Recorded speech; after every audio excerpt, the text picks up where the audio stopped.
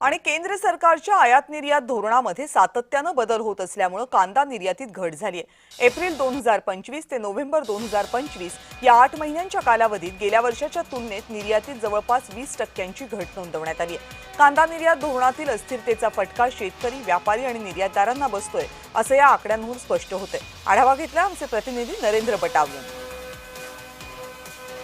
सध्या महाराष्ट्रात पिकणारा तसेच नाशिक जिल्ह्यात पिकणारा कांद्याला सरासरी भावात घसरण होत आहेत। आपण बघितलं तर माझ्या पाठीमागे जवळजवळ 1000 रुपयाच्या आसपास हे कांद्याचे दर आले असून याचा फटका नक्कीच कांदा उत्पादक शेतकऱ्यांना बसणार आहे। कांदा निर्यात धोरण व कांदा निर्यातीचा धोरणाचा फटका या कांदा भावाला बसताना दिसत असून या अगोदर 2024 साली या कांदा निर्यातीतून 2600 कोटी परकीय चलन हे भारताला मिळालं होतं। त्याप्रमाणे 2025 म्हणजे एप्रिल ते नोव्हेंबर या दरम्यान 2100 कोटीचे परकीय चलन भारताला या कांद्याद्वारे मिळालं होतं। मात्र आता बाहेरील देशामध्ये पाकिस्तान झालं, बांगलादेश झालं, या ठिकाणून मोठ्या प्रमाणात कांदा निर्यात होत असल्याने नक्कीच याचा फटका महाराष्ट्रातील व भारतातील कांद्याला बसताना दिसतोय।